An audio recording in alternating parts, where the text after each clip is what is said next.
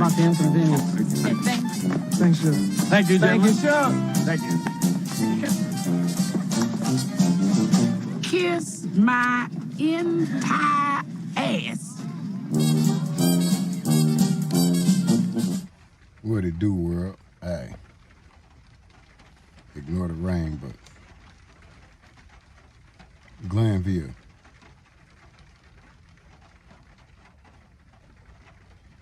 You a disgrace, man. Straight up, man. You been this whole time, man, like you really been on bull. Like what? Y'all wanted Thug that bad, man. So basically, a lot of these niggas is guilty by association, man. They just the only way that gang shit can stick. You know what I mean? Because it's 3 or more. Y'all ain't found no drugs. Yeah, y'all found a couple guns. That don't mean shit neither, man. Niggas got guns, man. Y'all ain't found no dope. Like, who's furtherance of the gang? Like, what? Like, what crimes have they done to help Thug out? It ain't nothing none of them niggas on that case can do to help Thug. Only thing they can do is they ain't got no money to help Thug. That's the only, like, what are you talking about? Hey, Glanville. This other ex parte meeting, man, ain't no excuse, man. Weinstein feel the way he feel because he got a right to feel like that. That man was about to cry, dog. That's how much they love that lawyer shit, being, you know what I mean? Like, that nigga was about to cry, man. That nigga went the hell off. And you gotta feel that, man. Pause, for real. I'd ask that that all sides be required to adhere to the court's admonition. Okay, well, again, the transcript will reflect what was actually said in there, and there are some allegations that if I were an attorney and it were leveled against me, I mean, I am an attorney, but you know what I mean, practicing in a case, I would be a little hot under the collar as well. No, she wasn't ready. Potentially legitimate concerns. I don't honestly at this point right now need to rehash all of that. But the reminder is to everybody. Okay. And I mean, I've said it. So let's act accordingly. Ron. Yes, sir. If I can address the court briefly. I filed a supplement to the Mr. Kendrick's motion for a mistrial this morning. I just want to make sure the court's aware of it. I am aware of it. I have not yet had a chance to look at it, but that's got it. Thank you, Your Honor. Mostly I want to make sure I bring it to the court's attention because, again, and I've followed the request of the court to not argue what's already in the papers, but I just want to make sure that the court understands that based on this additional information that we learned about the July 7th meeting, that my client has been consistently denied his right to a fair tribunal. It's been a due process violation. I, like Mr. Shart, am extremely upset having read that transcript. Myself and my fellow outside agitators over here, I assume that they are upset as well. And I don't think, honestly, I don't think that reference was to anybody who is a member of the bar. I think that there have been times in this case where members of the public are in the courtroom, which they are, of course, entitled to be, but communicating in ways that are not appropriate. well, you know, the problem, Your Honor, is that since this was an ex parte meeting that should probably have never taken place, you were not there, I was not there, my fellow outside agitators weren't there, we don't have a video of it, so I have no idea specifically if that was not referred to us. We don't know, do we? We don't know. And what I do know is that I have been arguing with people for 18 months that Chief Judge Glanville was doing his best that he was trying to rule to the best of his ability based on the evidence and the law before him. And now I have been made to look like an idiot. So Well, I do not believe that this trial should continue, Your Honor. I understand. Thank you. I'll take your supplement under consideration. Like I say, I haven't, obviously you just filed it and I haven't had a chance to look at it yet, but I will consider that in the overall context of the motion I was already considering. And, you know, I don't know that everybody's not going to want to come up here and do their 5 minutes of how outraged they are. If y'all feel like you need to get it off your chest, come on. Now's the time. Okay, I got one more thing to say there. And then I'll sit down. Okay. And I don't believe that this is performative outrage, Your Honor. I mean, I don't either. Okay. I don't either. I already said I understand. In July of 2023, after months of me complaining about late discovery from the state, which should have been produced in December of 2022, when another terabyte or so tranche of discovery was produced to us, I begged Chief Judge Glanville to put a hard deadline on the discovery being produced from the state. He refused to do so. And you know what Judge Glanville's response to me was when I will tell you. I will tell you what his response was. If this was a civil trial, I would keep this out. But since this is a criminal trial, it's coming in. If this was a civil trial, if it was about money, I would keep it out. But since it's only about Mr. Kendrick's life, that last part obviously wasn't in there. But if this is a civil trial, I would keep it out. I've been a civil litigator for 25 years. I agree that if it was a civil trial, it would be kept out. What I'm shocked by, and I'm new to criminal, what I'm shocked by is that the standard would not be higher in a criminal trial.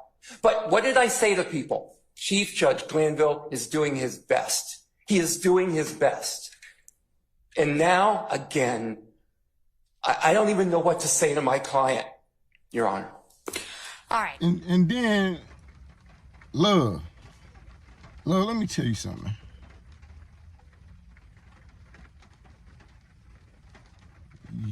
You've been having Glanville quarterback this case since day one. And he was falling for it. This man ain't just about to throw, you know what I mean, his good name away in Fulton County just to be doing it behind some females. There's some other shit going on. Because we know everybody down there effing everybody. It's something else going on, man. It's no excuse for this other meeting, dog. It wasn't no excuse for the first one.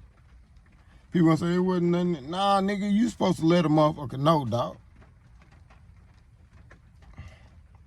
That's crazy. Nigga, Thug was doing shit. He done more good than bad. But y'all looking at the money part. Y'all looking at the bankroll. Because everybody that got on that stand, every detective said they went somewhere else because of the money. If they could have got on Thug payroll, you think they wouldn't have? And Short, Short ain't playing. Your Honor, I'm speaking for myself. Yesterday, we received a transcript that was a transcript of an ex parte meeting that occurred on Friday. Right. This is the one. Monday. Sorry, just so that we're clear for the record purposes. This is the transcript I gave y'all at the end of yesterday that reflects Ms. Love had said, oh, yeah, we had, and in court on the record, but ex parte discussion that led to the Monday, June 10th ex parte. So that's what you're talking about? Let me be more artful. Yes. Okay. We were made aware, leading to the recusal of Judge Glanville, that there was an ex parte meeting that occurred on June 10th, Monday, June 10th. We were not told by the state, we're not told by the judge that had occurred. We found out about it, luckily, and by happenstance. We then demanded a transcript. We complained about said ex parte, inappropriate ex parte meeting. At no point, when the court finally acknowledged that there was an ex parte meeting that occurred on Monday, June 10th, at no point did the court or the state at that point acknowledge, oh, by the way, there was another ex parte meeting that occurred on June 7th. We sat there after finding out about one ex parte meeting and having to drag the truth out. We sat there and the state and their co-conspirator, the trial court, were silent about the first ex parte meeting that happened on June 7th. What happened in that meeting on June 7th? The state went in and disparaged defense counsel. The state, with no one else there, trashed a fellow member of the bar, Mr. Melnick, trashed another fellow member of the bar, Kayla Bumpus, presumed the guilt of all these individuals, including my client, Shannon Stillwell, and all but accused myself and Mr. Steele of being co-conspirators in this YSL enterprise. And the judge agreed. And the judge said in this ex parte meeting, yes, I've observed these things. The judge presumed the guilt of all the defendants. The judge presumed the guilt of myself and co-counsel, Mr. Steele. And all this, people have been saying to me throughout this whole trial, why does Judge Glanville have it out for you? And it never made sense. And I don't assume bad motives of anyone. Why did Judge Glanville, when you did nothing wrong, try to throw you in jail? Accuse you of cussing him out in open court when you didn't do anything? Why does he always tell you, yell at you, tell you to sit down and be quiet? Why does he cut you off at every opportunity? Why did he try to throw Brian Steele in jail for 20 days for doing what was right? And I didn't have an answer. And then yesterday I received, and I appreciate that, Judge. I appreciate someone finally being open about what's going on here. And I received a transcript. And in that transcript, the trial judge, who's not only assuming the guilt of my client, but is assuming the guilt of me and my friend, Mr. Steele. This is gross. This is disgusting. But it's all starting to make sense. It clicked when I read that transcript last night. This is not okay. Nothing about this is okay. These gentlemen have a right to a fair and impartial judge. And I appreciate the fact that you are going to be a fair and impartial judge. But the reality, Judge, is that they don't have a right to a fair and impartial judge starting on witness 76 of a trial after 9 months or whatever it is. They have the right to a fair and impartial judge from the beginning. And this is absolutely gross and disgusting. And the bottom line is there's a lot more discussions that need to be had about this. But the bottom line is, if you ask me, do we need to revisit the rulings of the judge who sits in chambers secretly and talks to the other side and says, yes, I've been observing this. I've been observing this about what's going on in the trial. The judge that says, not only I'm going to meet with you on Friday and on Monday, but if we need to talk during the weekend, yeah, we can do that. The judge that suggests handing Mr. Copeland a list of questions. All right. Do we need to revisit those rulings? Absolutely, we need to revisit those rulings. We need to revisit everything. This is broken, and it's not okay. It's not okay. It's offensive, and it's not your fault, Judge. You didn't do this. I'm not trying to raise my voice at you. I'm heated right now. I can tell. My steam's been coming off my bald head all night. Nothing about this is okay. Yes, we need to revisit everything. That's my stance. Okay, thank you. And y'all think that she ain't about to throw these cases away? She already said that she about to go and look over the shit again, and she gonna double back down on the motions. That's crazy, man. But it is what it is, man. Leave your comments, man. Subscribe to the channel, man. I'm out. Fucking bow your head down, nigga. Humble yourself before I feel threatened to start whooping your ass.